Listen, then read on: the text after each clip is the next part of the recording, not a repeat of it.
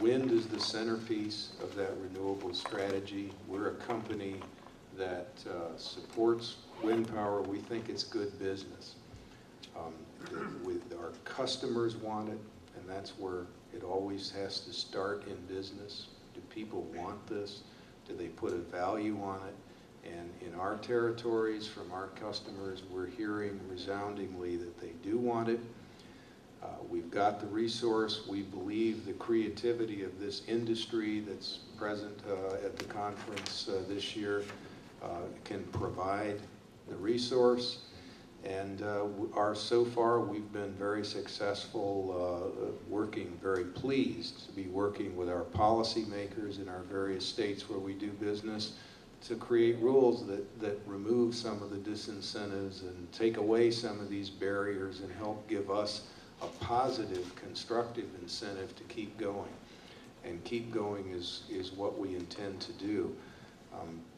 We too face the same practical issues that others have touched upon, and I probably can't add much enlightenment to what they've already said, but I will say from our own company's point of view, we regard those problems as manageable, particularly if everybody gets together and throughout the industry and works on them together.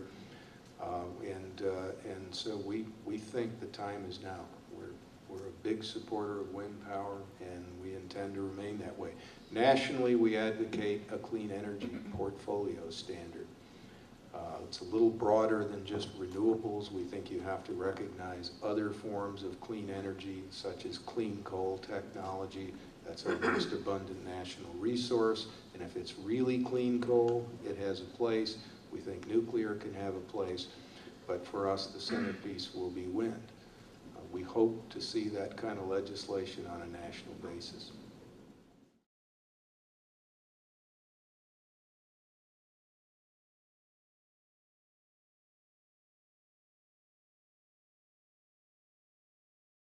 In Sacramento, no. We are, I guess the term is under-resourced for our load, so we basically need it all. My board just adopted, within the last 2 weeks, an extremely aggressive energy efficiency goal to meet 1.5% of our load each year for 10 years, or that doesn't exactly work out to 15%, but let's just ballpark it at 15% over 10 years. And energy efficiency strategies in California, of course, with our what we call loading order legislation, energy efficiency is the resource of first choice. And but when you do that, you still have to remember, at the end of the day, customers still need power, and in our case, they need quite a bit.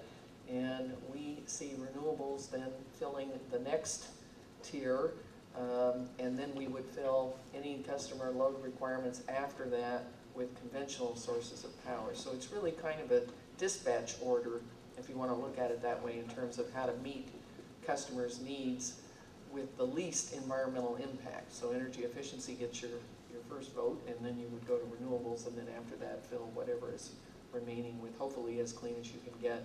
Energy efficiency is just as important in our toolkit as new generation. We think it's extremely important, and as an investor-owned utility, the way we work with our policymakers is to try and get disincentives removed for competition.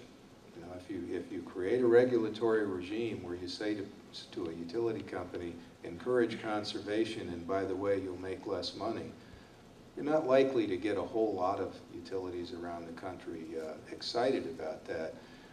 What we would like to see policymakers do is, let's redefine the product. Instead of just thinking of us as a seller of alternating current or of natural gas molecules, we are also a natural gas utility, think of us as a seller of solutions to meeting your public policy objectives. And if conservation is one of those, then let's make that the product. We'll be in the conservation business, and let's create a pricing structure and a regulatory regime that recognizes the tremendous value of energy efficiency. There's also a cousin to energy efficiency, which is demand-side management, where you where you encourage demand off of the peak hours and into the hours when the demand on our system is lower. That is a very good wind assisting technology. So it's part of making wind power practical is using demand side management tools to shape the load so that it complements the wind. Again, we advocate those things in all of our jurisdictions. By the way, we got great demand side management and conservation bills on both the gas and electricity side in Colorado, for example, one of our states. So those are the kind of things that we think are very practical, but policymakers and customers have to look at the product as being larger than just molecules or electrons. It is, if conservation is the goal, let's make that the product, and it'll succeed. No, there is a tremendous load growth going on across the West and in the Northwest. And as a result of that, there also are resource constraints being placed on renewable portfolio standards in Washington and Oregon that mean that we will be building a lot of energy efficiency and a lot of renewables in the next few years. So it's not going to be competition in the sense of are we going to choose energy efficiency and not choose renewables or vice versa. On the margin though, is there competition? Yes, in the sense of do you add double pane windows or to your energy efficiency package, you make that comparison against the cost of wind. And so there is competition, and ultimately that's good for consumers. Speaking for the wind industry, we cannot be so parochial as to not recognize the value that energy efficiency adds to the system. And part of what we are doing is trying to look longer term at how the electric industry needs to be transformed to absorb a lot of wind over time. In connection with that, I had the opportunity in April to speak at the National Town Meeting on demand response and strongly welcome movements toward demand response as moving towards an electric industry that has stronger ability to absorb more of wind's variability.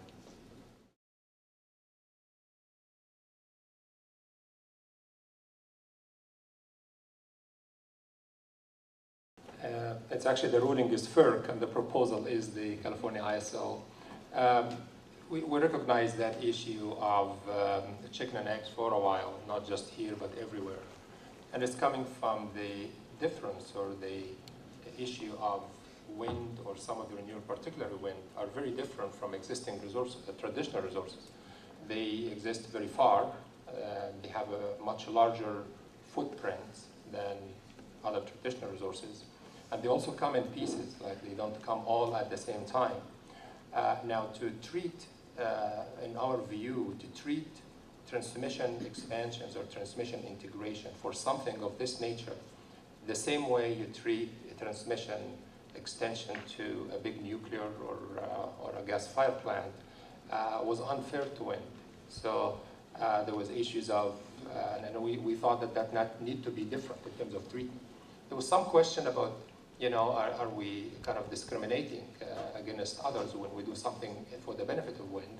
Our view have been that, if you treat similar things differently, it is discrimination.